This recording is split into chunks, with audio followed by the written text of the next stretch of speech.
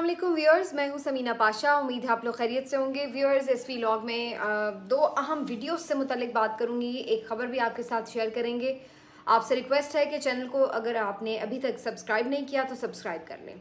Videos जिनकी मैं बात कर रही हूँ ये सोशल मीडिया पर काफ़ी वायरल हुई हैं और एक वीडियो तो इसमें है मियाँ नवाज शरीफ साहब की, जो कि अपने बुलेट प्रूफ बड़े जहाज़नुमा गाड़ी में बैठकर कहीं तशरीफ़ ले जा रहे थे कि इस दौरान बाहर से किसी खातून ने उनको हाथ से इशारा किया, जैसे आप वेलकम करते हुए किसी को वेव करते हैं, इस तरह से इशारा किया।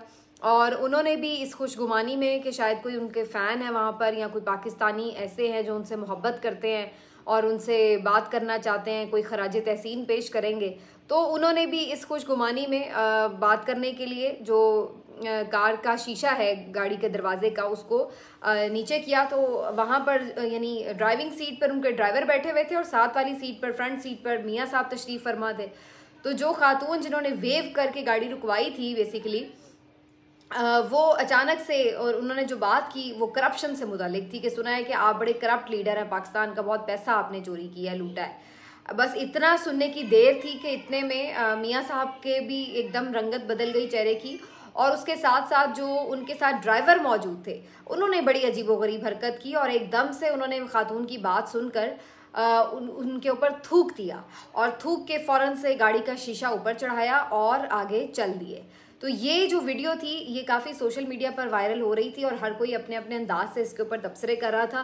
कुछ लोगों का ख्याल था कि जी बिल्कुल जो PMLN के हामी लोग हैं और जो ये समझते हैं कि जो ओवरसीज़ पाकिस्तानी है वहाँ पर जो रिएक्ट कर रहे हैं वो गलत है, और उनका ये मानना है कि जो बाहर लोगों का रास्ते में पीछा करना, उनके ऊपर आवाज़ें कसना या उनके हवाले से नाजेबा इशारे करना या उनका घेराव करना, ये कोई अच्छी आप एक जेस्चर नहीं दे रहे, अच्छी मिसालें कायम नहीं कर रहे, और इससे आप पाकिस्तान का इमेज भी ख़राब करते हैं। और लोगों को लगता है कि जी ये पाकिस्तानी बड़े ही कोई इल मैनर्ड किस्म के लोग हैं और ये बाहर आकर अजीबोगरीब तमाशे लगा रहे हैं और अपने पॉलिटिकल मैटर्स को बाहर सड़कों पर ले आए हैं, और जो वहाँ पर उनके अवामी नुमाइंदे मौजूद हैं, जो सियासतदान मौजूद हैं, उनको वहाँ पर रहना उनका मुश्किल कर दिया, उनके साथ बदतमीज़ी कर रहे हैं। तो घर तक नहीं आना चाहिए, घर के ऊपर घेराव करना या एहतजाज करना हर रोज़ उनके घर के सामने, ये वाक़यात नहीं होने चाहिए। तो एक बड़ी स्ट्रॉन्ग किस्म की ये ओपिनियन जो है हमें सोशल मीडिया पर नज़र आती है और हर कोई इसका भी ज़िम्मेदार इमरान खान को ठहराता है कि इमरान खान ने अपने फॉलोअर्स की ऐसी तरबियत की है, उनके अंदर ऐसी नफ़रत भर दी है, उनकी ऐसी जहन साजी कर दी है कि वो कोई बात मुखालिफ की बर्दाश्त नहीं करते हैं और उनके साथ किसी भी तरह का सलूक करने से पीछे नहीं हटते, कतराते नहीं हैं और किसी भी हद तक जाकर एहतजाज करते हैं और वहाँ पर उनका जीना दो भर कर देते हैं। तो ये सारा कुछ किया धरा इमरान खान का है, ये तलखी उसने सियासत में भर दी है और इमरान खान ने अपने जो फॉलोअर्स हैं उनको तमीज़ और तहजीब नहीं सिखाई बल्कि बदतमीज़ी सिखाई है और इस वजह से वो ये सब कुछ करते हैं। जबकि इसका जो एक दूसरा नैरेटिव है वो इससे यकसर मुख्तलिफ है। वो मुख्तलिफ इस तरह से है कि लोग कहते हैं कि भाई आप लोग मुल्क के साथ जो मर्ज़ी करें, मुल्क के गरीबों का पैसा निचोड़ के, चूस के, चोरी करके आप वहाँ पर बड़े बड़े महलात में बैठे हुए हैं और उनकी रसीदें आप जमा नहीं करा सके। वो कहाँ से आपके पास इतना पैसा आया कि उनका अपना जो वज़ीर आज़म है बोरिस जॉनसन, वो तो एक ट्रेन में धक्के खाता फिर रहा है और आप वहाँ पर उनके महंगे तरीन मुल्क में बैठ कर ऐसी अय्याशी वाली ज़िंदगी गुजार रहे हैं। तो कोई बता ही दें कि आपके पास ये इतना पैसा आया कहाँ से। ये तो सारा चोरी का माल है। यहाँ आपके अवाम भूखों मर रहे हैं, यहाँ पर आपके अवाम 2 वक्त की रोटी को तरस रहे हैं, यहाँ आपने अवाम के पेट्रोल के लिए इतनी महंगाई कर दी है कि अवाम अपनी बेचारे बाइक में भी पेट्रोल नहीं डलवा सकते, यहाँ पर अवाम गर्मी में मर रहे हैं, बिजली के बिल नहीं भर सकते, यहाँ पर अवाम रोटी नहीं खा सकते, आटा चीनी आपने उनकी पहुंच से दूर कर दिया है और वहाँ पर आप ये अय्याशियाँ कर रहे हैं। तो लोग आपसे मोहब्बत का इजहार कैसे करेंगे?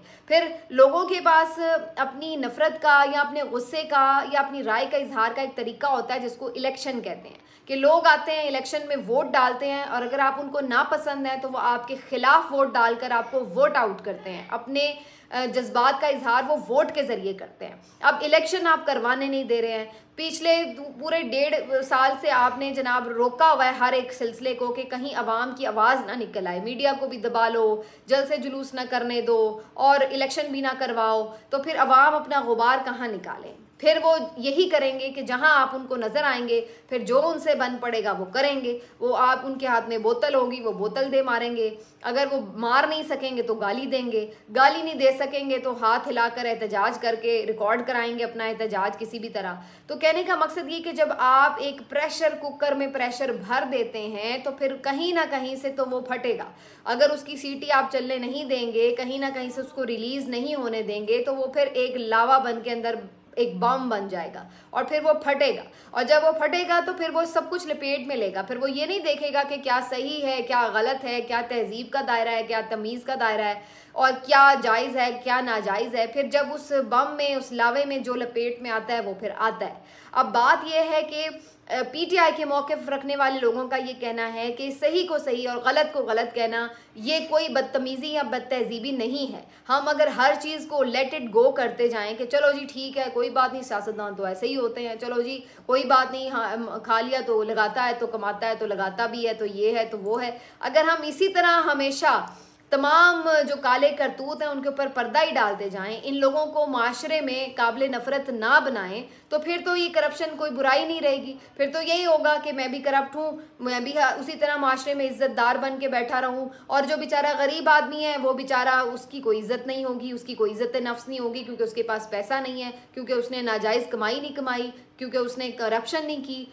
तो भाई सही को सही और गलत को गलत कहना कहाँ से बदतमीज़ी या बदतहजीबी है? तो ये दोनों किस्म के नैरेटिव्स जो हैं वो मार्केट में हमें नज़र आते हैं, लेकिन इसका इल्ज़ाम इमरान खान पर डालना ये बात मेरी समझ से बिल्कुल बाहर है। आपके लाखों करोड़ों फॉलोअर्स हैं, हर कोई अपने मिजाज का आदमी है, कोई शायद खामोश रह के गुजारा करता है, कोई शायद बात करके गुजारा करता है, कोई गाली दे के गुजारा करता है, तो कोई हाथ उठाने से भी गुरेज नहीं करता। हर एक का अपना एक मिजाज है, तो सबके ऊपर आपकी मर्जी तो नहीं चल रही होती कि आपको कोई कह रहा है कि जी आप इसके साथ ये बदतमीज़ी करें। और अब तो जहाँ तक आप ले आए हैं नहज, जिस माशरे पे ले आए हैं माशरे को जिस नहज पर, वहाँ पे तो अब लोग खुद ही भरे पड़े, किसी के कहने कुछ करने की ज़रूरत नहीं है। तो अब यही वजह है लोग इनसे नफ़रत करते हैं और इनका पीछा करते हैं। यहाँ पर अगर ये कोई ऐसी लोग हरकत करते हैं तो आप उनको जेलों में डलवा देते हैं। वो होता तारड़ साहब वाला वाक़या आपको याद होगा, जहाँ पर वो कुछ नौजवान लड़कों ने देख के कुछ हंसी उड़ाई या कुछ किया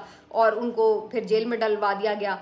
इसी तरह एहसन इकबाल साहब वाला मामला भी आपको याद होगा, मैकडॉनल्ड्स में वहाँ पर जो एक फैमिली ने उनके साथ मामला किया तो उनको पता नहीं किस किस्म का प्रेशर था कि फिर उनसे माफ़ी तक मंगवाई गई, सारा कुछ हुआ। तो अब जब आप यहाँ पर तो आप फुल अपनी जिसको कहते हैं बदमाशी चला लेते हैं, यहाँ पर तो आपको कोई कुछ नहीं कह सकता, लेकिन वहाँ पर एहतजाज के अपने इजहार राय के तरीके मौजूद हैं तो लोग वो इस्तेमाल करते हैं। वहाँ पर तो आपकी फिर चूँ चरा नहीं निकलती और फिर आप बर्दाश्त करते हैं लोगों को, तो फिर आपको गुस्सा आता है कि जी ये लोग हमारा यहाँ पे पीछा कर रहे हैं और यहाँ पर हमें आवाज़ें कस रहे हैं। मैं कोई इसको इतना इनकरेज नहीं कर रही कि ये वाक़या ठीक है, लेकिन इसकी बुनियाद पर जो उस बंदे ने, ड्राइवर ने रिएक्ट किया है वो कहाँ से ठीक है। अगर उसने एक आपसे बात की कि आप करप्ट हैं, ये वो, आप इग्नोर करके आगे जा सकते हैं, आप ना जवाब दें लेकिन आप आगे चले जाएं इग्नोर करके। लेकिन किसी खातून के ऊपर थूकना ये कौन सी तहजीब है? कोई हमें इसका भी जवाब दे दे। कोई खातून अगर बात कर रही है तो उसके साथ इस किस्म की नाजेबा हरकत करना ये कौन सी तहजीब है? इसके ऊपर जो नाम नहाद लिबरल्स हैं और जो ये हमें आ जाते हैं भाषण देने, लेक्चर देने तहजीब के, यहाँ पर ये खामोश हैं कि भाई ये क्या हो रहा है। यहाँ पर क्या वो खातून नहीं थी जिसने बात की है? अगर उसने अपना एहतजाज रिकॉर्ड कराया है तो इसका मतलब है कि आप लोगों के मुंह पर थूकना शुरू कर देंगे। तो ये बुनियादी तौर पर आपकी मेंटालिटी को भी शो करता है कि आप लोगों को हकीर समझते हैं। आप समझते हैं कि ये कौन होते हैं हमसे सवाल करने वाले, आप समझते हैं इनकी औकात क्या है, ये तो कीड़े मकोड़े हैं, ये तो सिर्फ हमारे लिए इस्तेमाल होने के लिए हैं। ये कौन होते हैं कि आज हमसे पूछने बैठ गए हैं कि जी आपने करप्शन की है या नहीं की है? तो ये बेसिकली जो मेंटालिटी है इसका भी एक इजहार है। मुझे याद है इमरान खान साहब वज़ीर आज़म थे तो उनको कितने सख्त सवाल ये सहाफ़ी करते थे। मोहम्मद मालिक साहब ने तो एक दिन ये तक कहा था कि मैं आपका गिरेबान पकड़ूंगा, ये जो महंगाई हो गई तो किस तरह ये वो। अब पकड़े ना आके गिरेबान मौजूदा हुक्मरानों के, आप इस लहजे में बात करने का सोच तक नहीं सकते। इमरान खान साहब मुख्तलिफ सहाफ़ियों को इंटरव्यूज़ देते थे, मुखालिफ सहाफ़ियों को भी उन्होंने इंटरव्यूज़ दिए हैं और बड़े सब ने इस बात को तस्लीम किया कि कभी उन्होंने ये नहीं कहा कि ये सवाल नहीं होगा वो सवाल नहीं होगा। ओपन इंटरव्यू देते थे। यहाँ पर आप इंटरव्यू का छोड़ें, आप टाइम लेकर दिखा दें कि अगर कोई सहाफ़ी इनकी पसंदीदा की लिस्ट में नहीं है। तो ये इस तरह के लोग हैं, इनका जो तकब्बुर है, जो इनकी एक मेंटालिटी है, वो बिल्कुल एक डिफरेंट मेंटालिटी, और ये बिल्कुल किसी को अपने आसपास बर्दाश्त नहीं करते हैं और उसका ये इजहार करते हैं। लेकिन उस सारी चीज़ का इल्ज़ाम जो है ये वो दूसरी तरफ लगाते हैं। दूसरी तरफ पीटीआई के भी जो लोग हैं वो बाज़-औक़ात तो ठीक है, एहतजाज आपका हक़ है, लेकिन बाज़-औक़ात वाक़तन वो भी लिमिट्स क्रॉस करते हैं और मेरा ख्याल है कि उनको भी इस बारे में एतराज़ करना चाहिए। लेकिन बात ये है कि मुल्क में जो इस वक्त बेचैनी है उसकी वजह से जो शाइस्तगी वगैरह है ना, वो सब भूल चुकी है लोगों को। जब जान के लाले पड़े हुए हो ना लोग, तो फिर ये भूल जाते हैं कि सही गुफ्तगू क्या, अल्फाज का चुनाव क्या है। तो बहरहाल जी ये एक अफसोसनाक सी वीडियो थी। बहरहाल आपके साथ मैंने इसके ऊपर अपना कमेंट ज़रूर शेयर करना था। लेकिन जो दूसरी वीडियो है वो बड़ी इंपॉर्टेंट है। वो जस्टिस काजी फ़ाइज़ ईसा साहब की हल्फ बर्दारी की तकरीब से मुतालिक है, जिसमें काजी फ़ाइज़ ईसा साहब ने आज हल्फ उठा लिया है फाइनली, और बहुत सारे लोग उनको वेलकम कर रहे हैं। बहुत सारे लोग कह रहे हैं कि जी हम उम्मीद करते हैं कि वो अब गुस्सा इंतकाम एक तरफ रख के सिर्फ इंसाफ पर मबनी फैसले देंगे, और मेरा ख्याल है होना भी यही चाहिए। जो एक रेफरेंस उनके खिलाफ बनाया गया वो गलत था या सही था, बहरहाल बनाने वाले खुद कह रहे हैं कि शायद नहीं बनाना चाहिए था। अब बात यह है कि अब वो एक बड़े मनसब पर हैं, तो अब बड़े मनसब का तकाजा ये है कि आपका ज़र्फ भी बड़ा हो। आप ये अपनी छोटी बातें और ज़ातियात ना बीच में रख के बैठ जाएं कि जी मुझे किसी ने उस फलां वक्त में ये कहा था तो लिहाजा अब मैं ज़रा बदला पूरा कर लूँ। अब आप बड़ेपन का सबूत भी दें और आइन और कानून के मुताबिक फ़ैसले करें। वैसे ही इस मुल्क में जो अदलिया का हाल है, लोगों का एतबार इसके ऊपर से उठ चुका है, तो ये एतबार उसी सूरत में बहाल होगा जब आप लोग खुद इसका ये कदम उठाएंगे। तो काजी फ़ाइज़ ईसा साहब को अभी पहला दिन है, हम उनसे कोई नेगेटिव चीज़ मंसूब नहीं करते हैं, लेकिन ये है कि एक बड़ा कड़ा इम्तिहान ज़रूर है उनके ऊपर कि वो किस तरह से अपने आप को प्रूव करेंगे कि वो एक वाकई क्रेडिबल जज हैं। और अगर उनकी एक आने से पहले ही बहुत ज़्यादा सपोर्ट की जा रही थी कुछ जमातों की तरफ से या कुछ सहाफ़ियों की तरफ से, तो वाकई वो डिज़र्व करते थे। हल्फ बर्दारी की तकरीब में उन्होंने अपनी अहलिया मोहतरमा को अपने साथ खड़ा किया, तो इसके ऊपर भी एक तूफ़ान बरपा है सोशल मीडिया पर कि कुछ लोगों का ख्याल है कि उन्होंने ये बड़ा गलत किया, ये बड़ा गलत मैसेज उन्होंने दिया है। और जो बहुत सारे लोग ये इल्ज़ाम लगाते थे कि जी साबिक चीफ जस्टिस साज़दा चीफ जस्टिस हैं और उनके ज़ेरे असर हैं, उनके इन्फ्लुएंस में हैं, तो फिर इन चीफ जस्टिस के बारे में क्या ख्याल है? ये फिर क्या अहलिया ज़दा चीफ जस्टिस नहीं है? क्या ये मोहतरमा सरीना के ज़ेरे असर नहीं है, उनके इन्फ्लुएंस में नहीं है? तो फिर अगर हम ये कहते हैं कि वो गलत था तो फिर ये भी गलत था। लेकिन दूसरी तरफ इसका एक रुख ये है कि नहीं जनाब, उन्होंने अपनी अहलिया को एक रिस्पेक्ट दी है और उन्होंने अपनी अहलिया को अपने बराबर खड़ा करके एक तरह से उनको ये एहसास दिलाया है कि वो इस कामयाबी में उनको पहुंचाने में उनकी बराबर की हिस्सेदार हैं।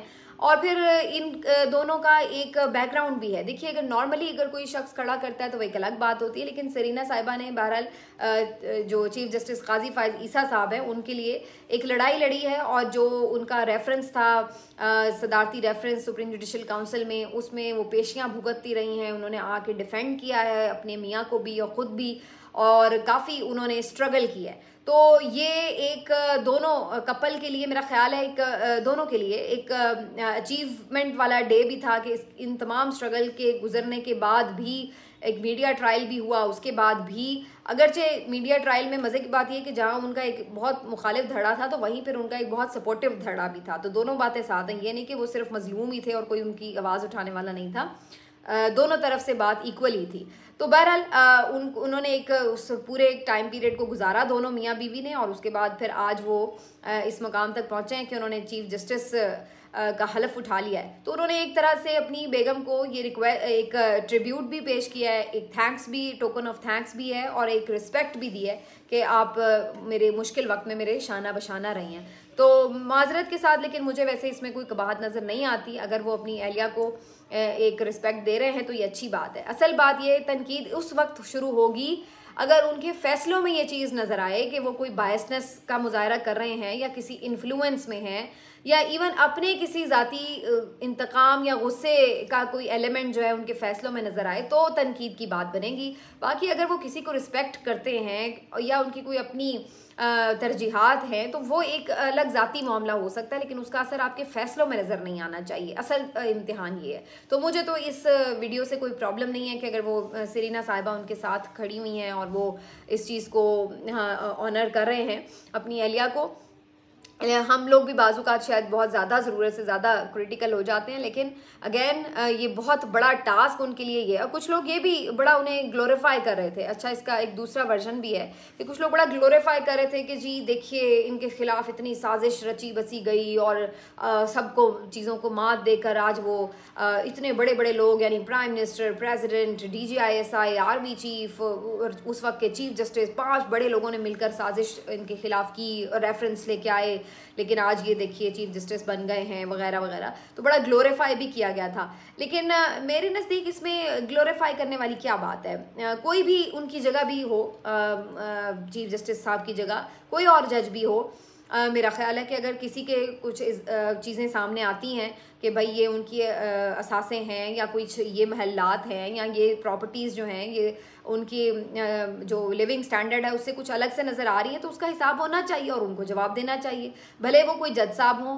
भले वो जनरल बाजवा साहब हों जिनकी इतनी दौलत मालो दौलत निकल आई, फिर इसी तरह से भले वो नवाज शरीफ साहब हों जिनके इतने बड़े महल्लात निकल आए अचानक से, भले वो इमरान खान साहब हों, भले वो जरदारी साहब हों, भले वो कोई भी मुल्क का बड़ा सहाफ़ी क्यों ना हो, अगर किसी की भी एक्स्ट्राऑर्डिनरी कोई प्रॉपर्टी है और जो कि उसके सोर्स ऑफ इनकम से मैच नहीं करती तो उनको जवाब देना चाहिए। और अगर वो जवाब दे के क्लियर होते हैं तो फिर भी अच्छी बात है, अगर वो नहीं भी क्लियर होते तो उनको सज़ा मिलनी चाहिए। लेकिन इस सारी चीज़ को इस तरह से जोड़ना कि ऐसे आप ग्लोरीफाई कर देते हैं कि जी इनको तो कोई सवाल ही नहीं कर सकता था, देखिए इन्होंने इनसे सवाल हो गया, हाय हाय बड़ा जुल्म हो गया। भाई इसमें जुल्म की क्या बात है, प्रॉपर्टीज़ तो थी ना, प्रॉपर्टीज़ तो थी जिसका सवाल किया गया था। तो अगर सवाल कर लिया तो कौन सी जुल्म की बात हो गई। अच्छी बात है कि आपकी क्रेडिबिलिटी इस्टेब्लिश होती है। मैं तो चाहूँगी अगर मेरी कोई प्रॉपर्टी निकले मुझे पूछा जाए कि भाई क्या है, आपके पास कहाँ से आई और मैं हिसाब दूँ, और अगर मैं ना दे पाऊँ तो मेरा एहतसाब किया जाए। तो ये हमने जो एक बना दिया ना कि जी कोई पूछ नहीं सकता, और अगर कोई पूछे तो भाई ओ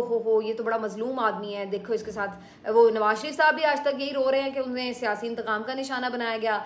अब वो काजी फायज ईसा साहब के लिए भी यही लोग कॉलम्स लिखते फिर रहे हैं कि जी जैसे उनके साथ बड़ी कोई जुल्म ज़्यादती कर दी गई है। तो इसमें जुल्म ज़्यादती वाली क्या बात है भाई, वो क्लियर हुए, वापस अपने ओहदे पर भी हैं, आज चीफ जस्टिस भी बन गए, बात ख़त्म है। तो अपने आप को क्लियर करना, इसमें कौन सी जुल्म ज़्यादती की बात है। बड़े ओहदों पर आप हैं तो बड़ी जिम्मेदारी है, बड़ी जिम्मेदारी है तो मतलब आपको बड़े जवाब भी देने पड़ते हैं।